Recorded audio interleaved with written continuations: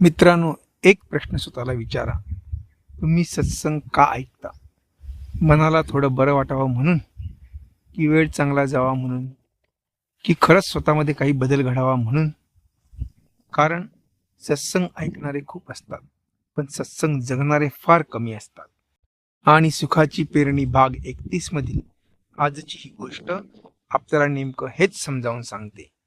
एका गावात एक श्रीमंत व्यक्ती आणि त्याची पत्नी राहत होते. ते रोज न चुकता सत्संगाला जात होते. त्यांच्या घरी एक पोपट होता, पण तो एका पिंजऱ्यात बंद होता. त्याला खायला उत्तम अन्न होतं, प्यायला स्वच्छ पाणी होतं, कोणतीही कमतरता नव्हती. पण एक गोष्ट नव्हती, ती म्हणजे स्वातंत्र्य. एके दिवशी त्या पोपटाने आपल्या मालकाला विचारलं, मालक, तुम्ही रोज कुठे जाता? मालक म्हणाले, आम्ही सत्संगाला जातो, तिथे साधू संतांचं ज्ञान ऐकतो. हे ऐकताच पोपट म्हणाला, मग माझं एक काम करा, त्या संतांना माझा एक प्रश्न विचारा. मी या पिंजऱ्यातून मुक्त कधी होणार? मालक म्हणाले, ठीक आहे, मी नक्की विचारेन. त्या दिवशी ते सत्संगाला गेले. सत्संग संपल्यानंतर त्यांनी बाबाजींना विचारलं, बाबाजी, आमच्या घरी एक पोपट आहे, त्याचा प्रश्न आहे, तो या पिंजऱ्यातून मुक्त कधी होईल? हे शब्द ऐकताच बाबाजी अचानक शांत झाले आणि क्षणात जमिनीवर कोसळले.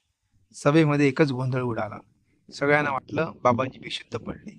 मालक घाबरले आणि काही न बोलता घरी परतले. घरी पोचताच पोपटाने विचारलं, मालक, माझ्या प्रश्नाचं उत्तर मिळालं का? मालक म्हणाले, कसलं उत्तर? तुझा प्रश्न ऐकताच बाबाजी बेशुद्ध पडले. उत्तर मिळालंच नाही.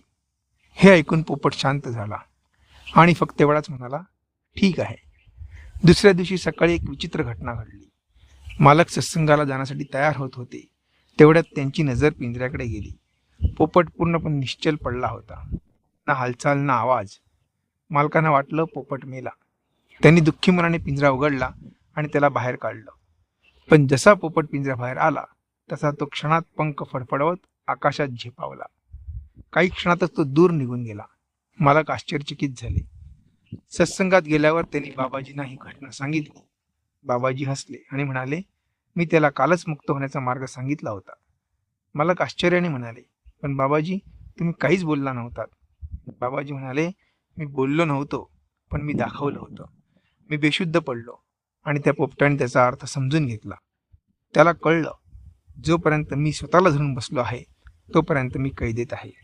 आणि म्हणून त्यांनी स्वतःला मृत असल्यासारखं केलं आणि पिंजरा उघडला गेला.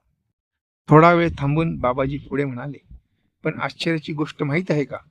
तुम्ही रोज सत्संग ऐकता, तरी तुम्हाला माझा इशारा समजला नाही. आणि त्या पोपटाने एक इशारा समजून घेतला आणि मुक्त झाला. मित्रांनो, इथेच या कथेचा खरा संदेश आहे. तो पोपट पिंजऱ्यातून मुक्त झाला, पण आपण किती जण मोहाच्या पिंजऱ्यात अडकलो आहोत? किती जण अहंकाराच्या पिंजऱ्यात अडकलो आहोत? किती जण अपेक्षा, राग, द्वेष आणि आसक्तीच्या पिंजऱ्यात अडकलो आहोत? आपण सत्संग ऐकतो, प्रवचन ऐकतो, ग्रंथ वाचतो, ज्ञानाच्या गोष्टी करतो, पण स्वतःमध्ये किती बदल घडवतो? हेच महत्वाचं आहे. कारण एका कानाने ऐकून दुसऱ्या कानाने सोडून दिलेलं ज्ञान कधीच जीवन बदलत नाही. ज्ञानाचं खरं फळ आचरणात असतं. ज्या दिवशी ऐकलेलं एक वाक्य जरी जीवनात उतरलं, त्या दिवशी आत्म्याच्या सुखात भर पडायला सुरुवात होते. लक्षात ठेवा, ज्ञानाचा उद्देश माहिती वाढवणं नाही, तर जीवन बदलणं आहे. सत्संगाचा उद्देश मनोरंजन नाही, तर आत्मकल्याण आहे. त्या पोपटाचा पिंजरा लोखंडाचा होता, पण आपला पिंजरा अधिक भयंकर आहे. तो बनलेला आहे मोहाने, अहंकाराने, वासनेने, आसक्तीने आणि खोट्या अपेक्षाने. म्हणून पुढच्या वेळी सत्संग ऐकाल तेव्हा फक्त ऐकू नका, स्वतःला विचारा, आज मी कोणती एक गोष्ट जीवनात उतरवणार आहे? कारण सत्संग ऐकणारे हजारो असतात, पण सत्संग जगणारे फारच थोडे असतात. आणि ज्यांनी सत्संग जगायला सुरुवात केली त्यांच्या आत्म्याच्या सुखाची खरी पेरणी तिथूनच सुरू होते. या भागात इथेच थांबू, पुढील भागात भेटू. तोपर्यंत जय श्री कृष्ण.